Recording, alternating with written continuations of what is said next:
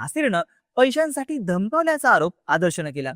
जेव्हा आदर्शनं पैसे द्यायला नकार दिला तेव्हा नासिरनं चाकूची धमकी दाखवली. कारमध्येच या दोघांमध्ये झटापट सुरू झाली आणि त्या झटापटीमध्येच नासिरचा चाकू नासिरच्याच गळ्याला लागला आणि तो रक्तबंबाळ झाल्याची कबुली आदर्शनं दिली. गळ्यावर चाकूचा वार झाल्यानं नासिरचा काही वेळातच मृत्यू झाला. पोलिसांनी शनिवारी रात्री 2:30च्या सुमारास टिटवाळ्यापासून 100 किलोमीटर अंतरावर असलेल्या जुन्नर घाट परिसरात रस्त्याच्या कडेला असलेल्या एका खड्ड्यातून नासिरचा मृतदेह शोधून काढला. तेव्हा त्याच्या शरीरावर धारदार शस्त्राने अनेक वार करण्यात आले होते. पोलिसांनी मृतदेह ताब्यात घेतला आणि तो शवविच्छेदनासाठी पाठवला. जर तुम्ही व्हिडिओ बघितलीच असेल तर मंडळी या गोष्टीमध्ये थोडा तरी तथ्य आहे का? जर नासिरने त्या लुटाचा प्रयत्न केला असता आणि जर नासिरचा चाकू चुकून लागला असता तर जेव्हा त्याची बॉडी भेटली त्याच्या बॉडीवर एवढे वार कसे भेटले?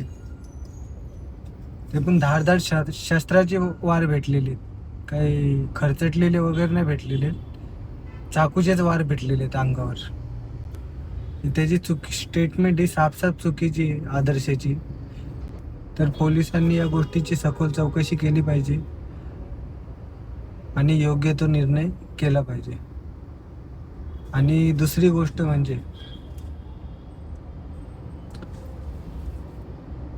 आम्हाला सेफ्टीसाठी, पॅसेंजरच्या सेफ्टीसाठी आणि आमच्या सेफ्टीसाठी हा पॅनिक बटन देतात. हा पॅनिक बटन नसेल ना तर पासिंग नाही गाडीची होत. पण हा पॅनिक बटन काम नाही करत, कधीच काम नाही करत. तर हा स्कॅम आहे. वरपासून खालपर्यंत पैसे 100% खाल्ले जातात. सगळ्यांना पैसे हे पोचले जातात. जर हा पॅनिक बटन जर चालू असता तर कदाचित नासिरचा जीव वाचला असता.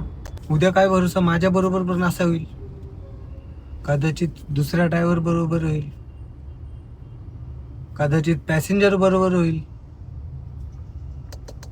हा पॅनिक बटन कशासाठी असतो? इमर्जन्सीसाठी. जसा काय सिस्टम आहे, असा हा जर बटन प्रेस केला, बघा किती प्रेस करते मी, प्रेस केला तर गाडीच्या जवळपास जो पण पोलीस स्टेशन असेल त्याला तो कॉल जातो. त्यानंतर गाडीचं लोकेशन त्यांना भेटतो. गाडीच्या लोकेशनवरती लोक येतात, पोलीसवाले, ॲम्ब्युलन्स येते. पण हा पॅनिक बटन सेट काय नाही कामाचा?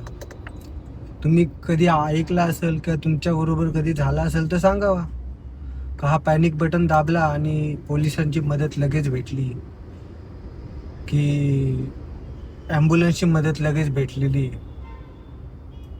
तर या गोष्टीचा हा स्कॅम बाहेर निघला पाहिजे आणि वरपर्यंत हा स्कॅम समजला पाहिजे सगळ्यांना आणि उघड झाला पाहिजे, जेणेकरून हा स्कॅम बंद व्हावा आणि हा बटन चालू व्हावा सगळ्यांचा. याच्यात पॅसेंजरची पण सेफ्टी आहे आणि आमची पण सेफ्टी आहे. अशा घटना घडायच्या वाचू शकतात जर हा बटन चालू झाला पाहिजे. किती बटन आहेत बघा माझ्या गाडीत. हा एक बटन बघ किती दाबते. त्यानंतर हा एक बटन, त्यानंतर हा एक बटन. तर हा स्कॅम उघड झाला पाहिजे आणि नासिर सारख्या अनेक जणांचे जीव वाचू शकतात. तर सगळ्यांना हीच विनंती हात जोडून, ही व्हिडिओ जास्तीत जास्त शेअर केली पाहिजे. जेवढी करता येईल तेवढी शेअर करा तुम्ही. आणि हा स्कॅम आहे पॅनिक बटनचा, तो उघड झाला पाहिजे. बाकी जय हिंद, जय महाराष्ट्र, जय एकविरा.